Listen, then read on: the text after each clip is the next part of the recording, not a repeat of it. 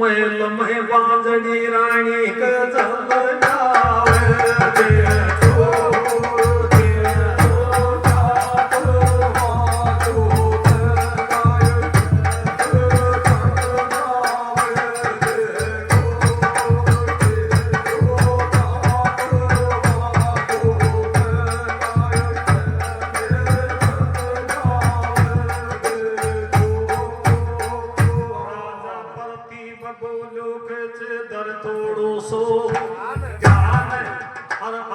मेरे कोई के जलमी ना समय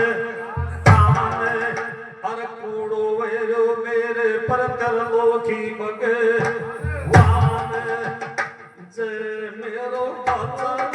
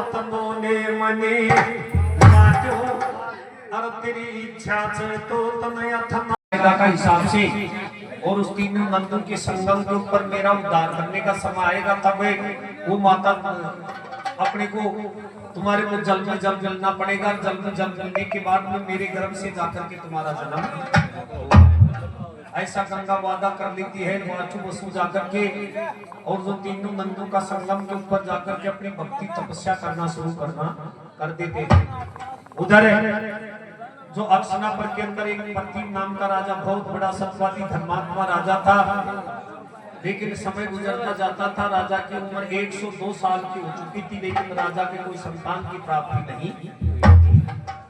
राजा ऋषि मुनि महात्मा विपर देवताओं से बैठकर के सलाह लेता है कि अब मुझे ये बताओ कि पुत्र प्राप्ति में मुझे क्या करना पड़ेगा।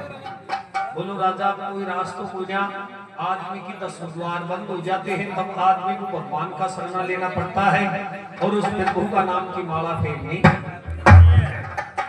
राजा तुम कहीं जाओ और जाकर के ऐसा कोई एकांत स्थान देख करके, ऐसा कोई एकांत स्थान देख करके और वहीं जाकर के और भगवान की भक्ति करो, जाकर के पुत्र नाम से अभिलाषा करके भगवान से प्रेम करो।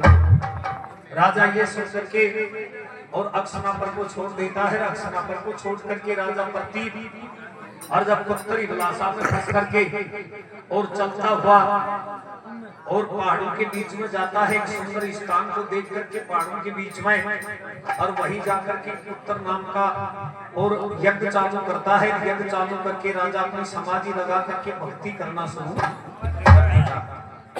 अक्षनापुर का राजा प्रतीप भी बड़ा सुंदर था और सुंदर होने के कारण तब गंगा ने देखा कि अब मुझे कब तक इंतजार करना पड़ेगा।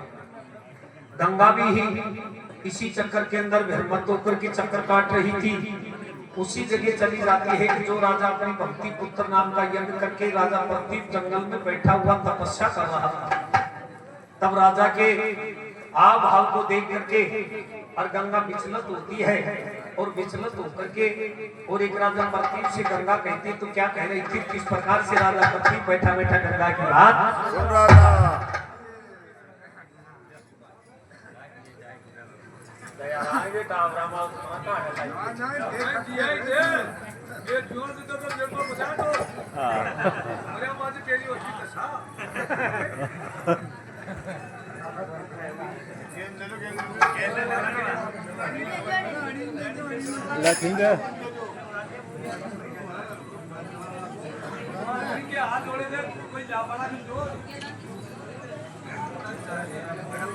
यो गुण तेरा को राजा चर मन में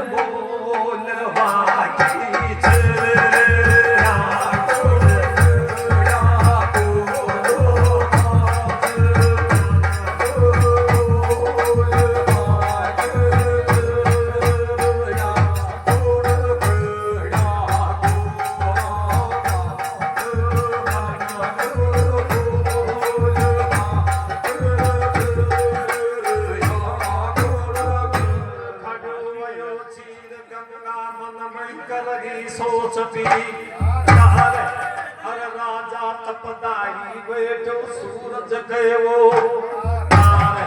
अरे बन में जी की शोभा खितरी देखब अरे या टाइम आ गयो गुंडी मन में खोल